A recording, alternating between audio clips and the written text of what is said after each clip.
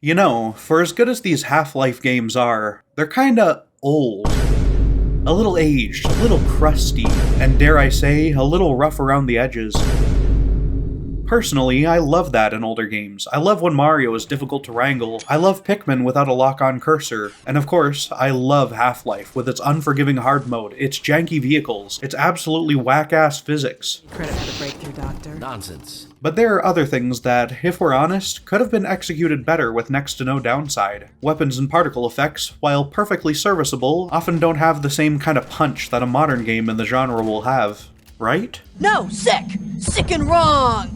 It'd be weird for me of all people to say things like this given what I do on this channel, but it's how many people around the world genuinely feel when presented with a game this old. Well, that's what mods are for. Dozens and dozens of Half-Life upgrades, updates, remasters, and enhancements are out there, all with the aim of modernizing the game and making it feel new. But one in particular has stood above the rest in recent times. MMod. For both Half-Life 1 and 2, the MMods have taken the world by storm, and in many cases replaced the original games for those who played them. So why is that? Well, MMod is pretty simple as far as mods go. The Half-Life 2 version released first, so let's focus on that for now. You can apply it to all official Half-Life 2 content on Steam, Half-Life 2 Update, Minerva Metastasis, and the Cinematic mod, if its excessive foliage and weird models aren't cinematic enough for you already. For this video, I've only installed it for the official Valve stuff, because that'll help make the differences caused by MMod specifically very clear. It has a narrow goal, to modernize Half-Life 2's gameplay and game feel through a relatively small number of changes and additions, most of which can be turned on or off at will. While core features like the remade animations are there to stay, there's a whole menu to tweak the visuals, gameplay, and particle effects to your liking, and every setting is given a nice descriptor for how exactly it affects the game. Most of these graphical settings are pretty basic. Stuff like film grain, saturation, and ooh, is that unsharp masking? This sort of thing doesn't really make a huge difference unless you can check a side-by-side comparison, and even then, it can be pretty hard to notice. But I do really enjoy the ones for adding smudges to Gordon's glasses and adding extra draw distance. Both do quite a lot to boost the game's immersion. Particle effects are also pretty simple, but enhance the game as well. There aren't any I dislike. Every single one is just another sprinkle on the sundae and makes the game pop much more. Especially the bullet trails. Seeing them whiz past your head in a firefight just makes the game feel so much more dynamic and cool, even though it's such a small change. But the gameplay settings are the real meat of the MMod experience. These truly change the game. Not fundamentally, but they can do a lot to make this old shooter feel as fresh as yesterday. We've got a lot of small things, some of which are just graphical features that they've snuck into this menu, things like dynamic lights from muzzle flashes or all the head bob and view roll stuff, which I'm usually a huge fan of, but in MMod specifically, I had to tone down a little bit. Like one of these literally just makes your view move around a bit even when you're not moving at all, and like, I gotta be honest, that sucks. It just sucks. But many of these settings are big deals. You can make the Combine aim better and flinch more, which encourages more active gameplay. You don't want to just run up and trade damage with them all the time like in Half-Life 2. You want to be out of their line of sight when possible, and take them out fast when you are. Hit sounds and added blood effects make all of the combat feel much more impactful, like you're really tearing into these guys. Even the little pea shooter MP7 finally feels like a real man's gun. One of the most important options is iron sights. By default, they just zoom the gun in a little bit, which I find very odd and not much fun, so I chose to add in the true iron sights from the extras folder MMod comes with. With this, you can also choose how your accuracy is impacted. Vanilla Half-Life 2's low spread that remains consistent, the mix setting that takes into account iron sights, your speed, and other factors to determine how much spread there is on the guns, and the true MMod mode that also increases your spread the longer you're firing a weapon. I found the mix option a good balance between these, and playing Half-Life 2 with iron sights that actually impact gameplay changes the game more than you might think. I have mixed feelings on iron sights as a whole. There's a large part of me that wants to say they were the final nail in the coffin that held the corpse of all the shooters I actually enjoy. The point of no return between Half-Life and stuff like Call of Duty that prioritizes immersion and storytelling over engaging gameplay. These games exist on a spectrum where the Half-Life series hits a perfect balance for my taste, with very few other games lining up in that spot that I can enjoy. But on the other hand, there's obviously a lot of value in that immersion, and bringing it to a game like Half-Life 2 does a lot to put me into the action. Blasting through everything without a care doesn't exactly jive with how powerless Gordon is supposed to be in this game. It makes the Combine feel like kind of a joke once you've played through the story more than once. But now you can get back some of that lack of control and feel like the wretched sewer rat you are with your face pressed up against the sights, desperately trying to take down the Metro cops before they can put a bullet in your skull. The mod allows you to retain your speed in the iron sights if you want to as well, giving the best of both worlds and never slowing the gameplay down past what Half-Life 2 originally offered. But that brings me to a problem I have, one that's more philosophical rather than a real issue that people should care about. I've always appreciated when a game has the confidence to present its full vision to you without compromise. Difficulty options are a good middle ground, but when you start adding a million menus and sliders to let people customize everything they want, well, at that point, you're asking the player to find the fun for you. It'd be like a movie that lets you swap different scenes in or out based on your own taste. It changes the whole experience around the work and kinda dilutes it. The Half-Life 2 MMod I play is going to be different than the MMod you play, which kinda makes the whole thing hard to talk about or judge. It's basically immune to criticism. Projectile bullets are a crime against God and do nothing for this game at all. They're a trash addition that only serves to make the game slightly worse in some situations and adds nothing at all for the rest of its runtime.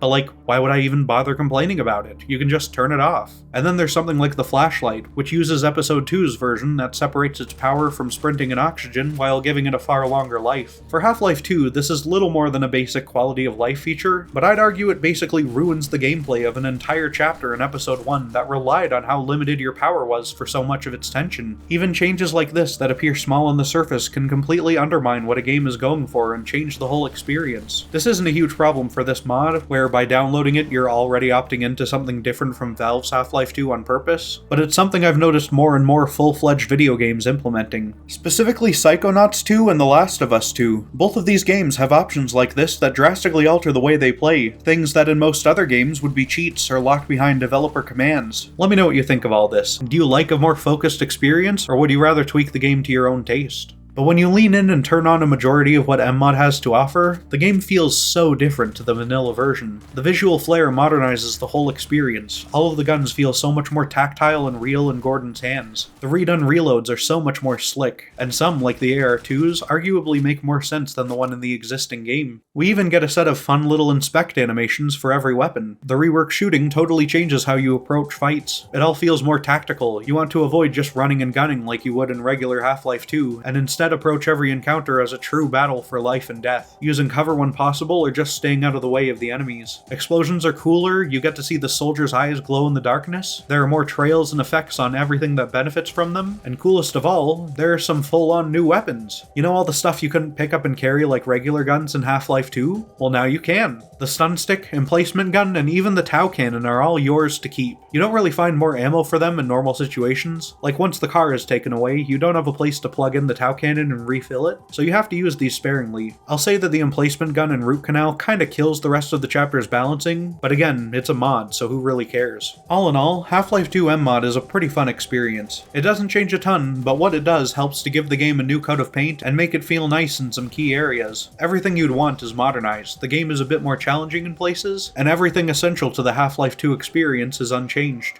Moving over to MMod for Half-Life 1 though, you might think this one would bother me. I've got a bit of a reputation as a purist for this game. I mean, I just did a video on why Half-Life's HD models are so ugly and terrible because they weren't the original vision for the game. Something like this that fills the game with flashy bullshit should be terrible, and yet, it's not. It retains a lot of what Half-Life 2 MMod offered. Updated models and animations, a bunch of graphic and gameplay options, reworked sound effects. We even get the displacement cannon from Opposing Force thrown in for fun. By default, MMod will come with unfiltered pixelated textures, which I personally find to be an abhorrent and indefensible crime against all that is holy, so thankfully you can switch it off easily. The mod redeems itself with the detail textures, which are like additional see-through textures on top of the existing ones that add more grime and dust and things like that, only really visible when you get up close. I'd love to see this sort of thing in more older games. It adds so much while preserving the style. Overall though, this one has far fewer toggles than Half-Life 2 did, which I do consider a good thing. There's a much clearer vision for Half-Life 1 MMod. Most of the focus is put on immersion, like the added head bob and view roll that wasn't present in the Steam version when this released, and seeing Gordon's little feet while you're running around. Even though some of the changes are pretty odd, like the teeth and the see-through glasses on the scientists, and especially the new alternate security guard models, I appreciate the conviction. Most of the cool new gunplay effects are great, and weapon changes are done with surgical precision. A new fun attack for the Hive Hand, faster trip mine, landmines, there's a brief reload on the SMG grenades to prevent spamming, small things like that to just help balance out the roster a little. Instead of sweeping changes to the combat loop, most of the gameplay alterations are done on the maps themselves. Entire chapters rebalanced, new threats and obstacles added to keep veterans on their toes and raise the challenge of the entire game. But it's never frustrating. As of now, only a few chapters have gotten this treatment. Unforeseen consequences, residue processing, questionable ethics, and lambda core, but all of them are an absolute blast to play through now.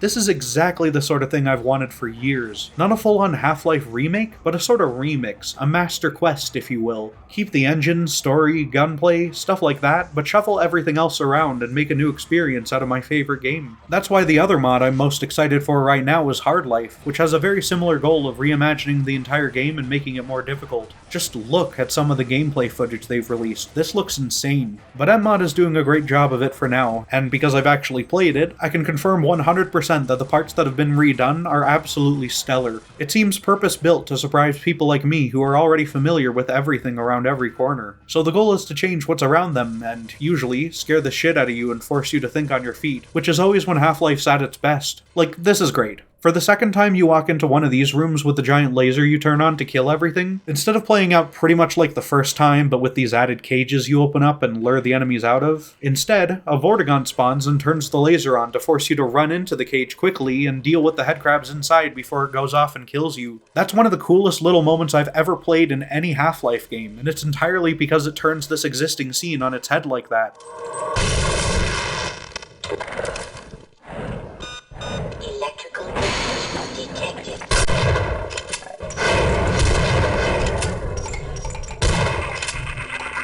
In the end, I think both MMods are wonderful spins on these great games. I wouldn't recommend them to people who've never played the game before. I'd always encourage them to play the original way first, but honestly, I'm kind of a hypocrite on that. For anything that I don't care a lot about to begin with, I just go with the easiest and most accessible option. We talked about the Tomb Raider remaster on my podcast recently, link in the description, and you bet your ass I had the new graphics and the reworked controls on 90% of the time. I couldn't begrudge anyone for choosing MMod over vanilla Half-Life in the modern day, and it's kind of a miracle we even have MMod, especially for Half-Life 1. The creator, Gunship Mark II, had to flee his home in Mariupol at the beginning of the invasion of Ukraine. He wrote a detailed post on his Patreon about the whole experience and how he managed to escape with his family, which I recommend reading through if you have any interest in hearing a story from the war. Right now he's in a better position and working on an early access Source Engine game called Military Conflict Vietnam, which I haven't tried, but it seems like a good time if you're into military shooters, but want the game to play a little more like Half-Life 2. He's also working on a new version of Half-Life 2 MMod, so maybe we'll get to see that sometime in the future too. But for now, the MMod we have is already great, and I'll have links down below for you to check them out, as well as Gunship's Patreon. While you're there, you might as well leave a little comment telling me what you thought of the video, and maybe give me a follow on my brand new Twitter account.